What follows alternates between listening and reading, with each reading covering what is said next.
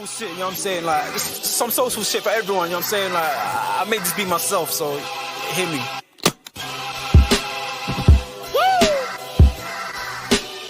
I mean, like, we can pull that clown shit away. There's some real shit for you. I'm spazzing right now, so listen, let's go.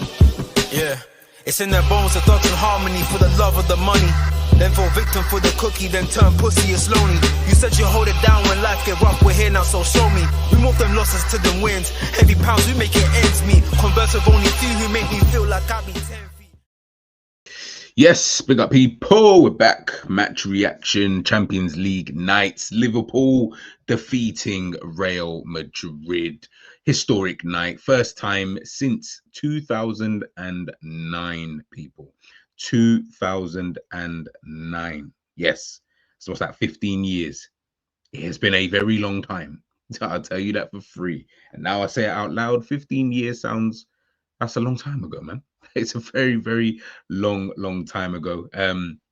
It's crazy, of course, for Liverpool to have gone this long, without defeating Real Madrid. But we have finally done that. Yes, I know Real Madrid, they've got their injuries. I know that, they've got players missing and all that kind of stuff. And that's fair. We can, that can be an argument and a conversation with a Real Madrid fan if you want to have it. But listen, you still got to go out there. You still got to go and do your thing. Liverpool remain top of the Champions League, undefeated this season. And I think we've only conceded, the one goal against AC Milan. Didn't concede against Bayern Leverkusen. Yeah. So it's been a pretty good Champions League campaign. Obviously, remain top of the Premier League as well. What's that now? Arne Slot has now won, I don't even know how many games he's on now, to be honest with you, in terms of for Liverpool. But just know, we've played 17, I think, so far this season. 5 Champions League, 12 in the league, 17 and in the 2 cups. So 19 games, 17 victories, 1 draw, 1 defeat. Listen, man, this guy he's doing a madness. He's definitely doing a madness, right now, in terms of, being able to come in and and obviously, listen, after every single game, it's going to be like the same kind of thing in terms of, yes, he's breaking this record, he's breaking another record. And obviously it's a little bit jarring, it's a little bit silly, but it's quite phenomenal, in terms of what he's been able to do. And I know a lot of people, we will always sit there and say, oh yeah, but this is Klopp's team and and fair enough. We don't know if we didn't sign a Gravenberch last season, or a Szoboszlai or McAllister, or a Diaz a few years ago under Jurgen Klopp. Would he on the slot have signed some of these players? Who knows? And again, it's all it's just all hindsight at the end of the day. But ultimately, as we saw, towards the last couple of seasons under Jurgen Klopp, the team weren't really playing that good anyway with these players. And this guy's been able to come in with these same players that Jurgen Klopp has had, and he's got Liverpool playing the way that they are. Now, of course, granted, City have kind of fallen off a cliff, and Madrid are just, stinking up the joint as it is at this moment in time. But even still, to be able to kind of do this, what we have been doing, you have to give credit, man. You have to give the credit. But listen, man, in terms of the game in itself, listen, look, I felt overall, it was really professional, calm, performance in terms of totality. Didn't really feel like Liverpool came out of first or second gear, if I'm being totally honest. It just felt like we didn't really need to, and I'll be honest, I felt like that was more to do with what Real Madrid were doing more than anything. Because, in that first half, I did think, yes, Liverpool played, better than, in terms of, we had the ball more. I don't know how people see that, as if you think that's dominant, then fair enough. But we had the ball a lot more. Didn't really feel, bar maybe the odd, I think Núñez a couple of times. Other than that, didn't really feel there was many of those kind of moments. And again, the problem I've been saying for time is even though I thought McAllister, by the way, who was excellent, we don't possess that kind of player. I don't know. Maybe McAllister is as close as we can possibly get, but I'm still a bit 50-50 with it as it is with someone like him, right? But we saw here Liverpool trying to break down Real Madrid, and I just felt at times we just weren't really able to do it. They were sitting in that mid to low block, more of a low block at times, but mid to low block, And I felt like in their team, you can see we're trying to pass, through those little gaps. And we had that one moment, I think, where I think it's even in this passage that you guys can see on your screen, where I think it's gone into whoever that is, Mac. He's going then giving it to Jones, I think, and then Jones is giving it to Gravenberch or vice versa, whatever it was, whatever the sequence was. That was like one of a few moments that we were able to, kind of get out of that. But other than that, I just felt like, the way that Liverpool play, and we've been like this, whether it's Slot or Klopp, it is so slow. Like nothing is done with a level of urgency. Like the only time Liverpool play with urgency is when we're doing transition football. Any other time, and when I say we're slow, I'm not asking for you to zip the ball, Barcelona.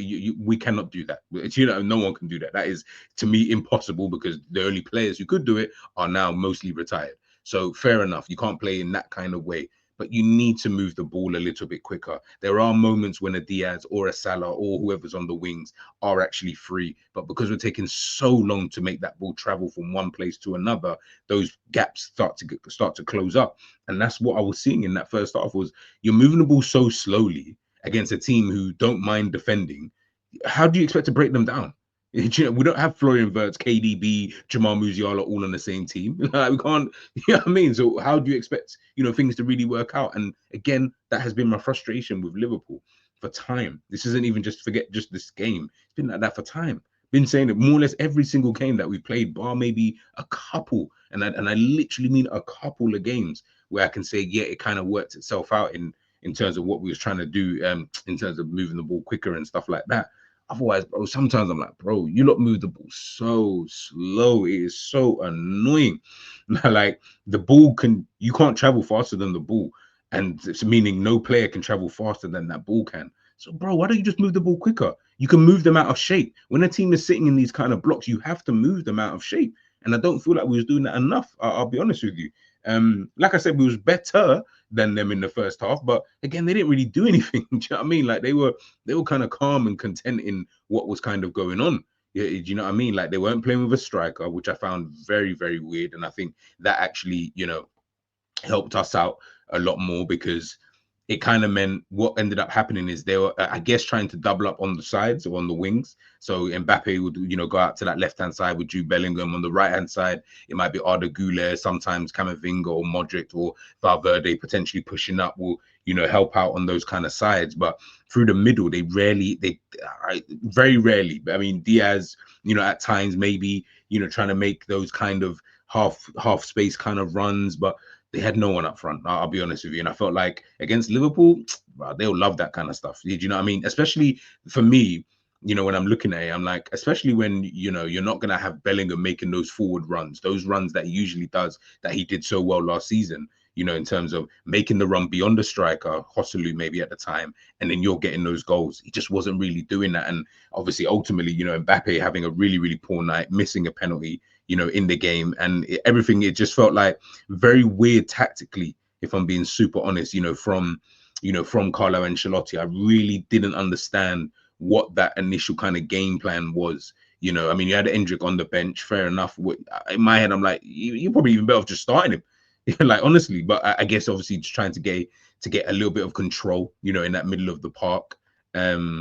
With players like Modric, with Camavinga, who I felt was absolutely brilliant until he had to obviously come off, but he put in a real proper midfield performance, and maybe he's a little bit underrated. And maybe that's just me, but I feel like I'm underrating the guy, because I've watched him more than enough times to know that he's a good player. But I don't know, maybe I don't know. It's like in this game, I just felt like I appreciated him a bit more, but I felt he was really, really good.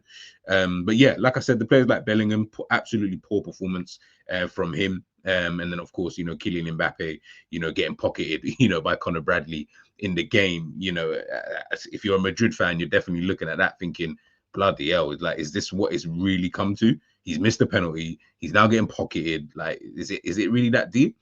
But listen, it is what it is. In regards to like Liverpool, obviously second half we did get a little bit better. We got a lot better, to be honest with you. That is just the theme now. Liverpool second half, we just always seem to change it up, and then of course we go up we go up a few levels and stuff like that. I felt Conor Bradley excellent, really, really good performance against Mbappe. And it's going to be tricky because Mbappe is way faster than him. So there are moments you're like, ooh, okay, fair enough. He's going to burn you for the pace and he will get down to that byline if he can. But if you position yourself correctly in certain moments, you'll be able to at least nullify that or minimize how many times that kind of does happen. He was able to push further forward, in that second half, getting to, higher up the pitch.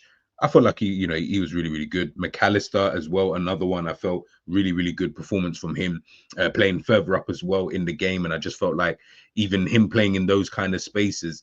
Again, look, I'm not going to do we're not flipping sides and stuff like that, because 1 minute is play Curtis Jones there, next minute is play McAllister there, next minute Harvey Elliott's got to come back. Liverpool fans, we need to just decide, in terms of who needs to play in what position. And then kind of move forward, with that. But, having Matt McAllister further back for me, it just never works. Like, he's better further forward. He's that type of player. I feel like he wants, to even be in that kind of position. So, instead of far-arsing around and trying to, square pegs round holes, just put him there. Obviously, who am I to really say? Because Liverpool, are ultimately, top of the league and top of the Champions League, with McAllister mostly playing in those kind of positions. So I do understand, but at the same time, it is just one of those kind of things, man. But listen, it is what it is. It is what it is. And yeah, like I say, man, I felt like McAllister's performance was pretty decent. In my opinion, anyway. I felt like it was pretty decent. To the player ratings. Now, obviously, if you watch on ENDZ stream, obviously we did the player ratings after the game, so I'll try and run through these as quickly as possible. Kelleher, obviously penalty save, near post saves. I went back and watched some of the saves that he did make in the game. But very kind of quiet, really, outside of that, to be honest with you. Like, it didn't really have much to do. So I'll give him an 8.5. Again, not because I thought he was poor or anything. It was just, didn't really feel like he had much to kind of do. Bradley, 9.5. As I mentioned before, really, really good performance. Kanate, obviously, I don't know in terms of what's happening. If he's injured, is he going to be out for a long time?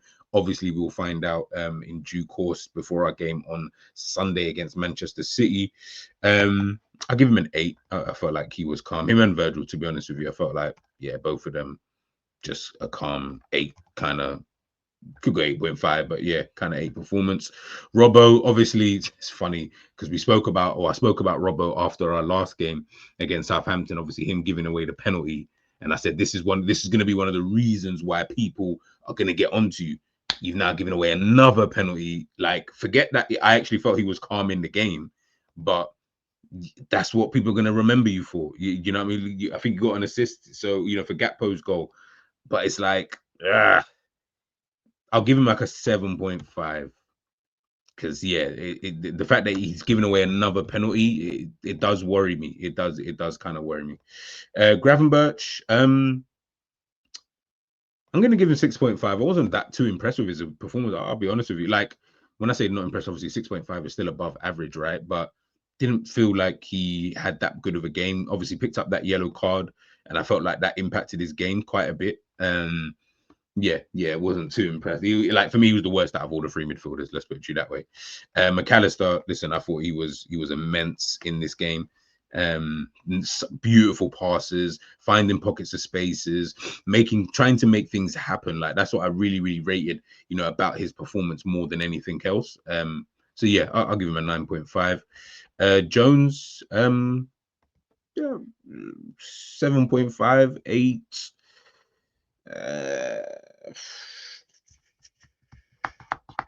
7.5, 8. I'm gonna give it 7.5. I'm gonna give him a 7.5. I felt like it was good. He was just calm. He was just good, kind of thing. Nunes had a couple of chances. Should he be scoring one of them? Maybe. Do you know what I mean? Trying to get the crowd all riled up. I think they'll be more happy if he put the ball in the back of the net. Diaz, I felt it was a very poor performance from Luis Diaz, to be honest. I know he obviously moved into central areas in that second half and was a little bit better, but honestly, I felt he was poor. I just felt like, wow, like, you didn't even try to attempt to take on, Valverde, and that was kind of more annoying for me, to be totally honest with you. Salah, 4.5. Thought it was crap the entire night, which annoyed me because, again, you know how much of a big Salah fan I am. But ultimately, if you're not going to be putting in that kind of effort, and then you're not giving me the output, I can't always back you. Do you know what I mean? Like, there is going to come a point where I'm going to have to just say, you know what, maybe not today, maybe not today. But yeah, man of the match, obviously Conor Bradley. I don't think anybody has anybody else as that man of the match. So let me know your kind of ratings. Yeah, put your ratings in the comment section, people. Put your ratings in the comment section, and then yeah, let me know kind of what you guys, you know, kind of think in regards to that. But yeah, look nice and quick, nice and easy. As I say, Liverpool top of the Champions League table, and so no complaints there. Another game, another clean sheet, very good momentum taking us into the game against Manchester City at the weekend. Of course, I'll be doing a match preview for that game, so make sure you guys stay locked in, and then we'll go through that. Let me know your thoughts, of course, on this Real Madrid game. Good victory from Liverpool, and we move, man. We move to the next game. That's what champions do, man. You got to just move on to the next game. I don't care about Madrid anymore. I ain't talking about Madrid anymore. Let's move on to the next game. I'll catch you guys soon. Peace.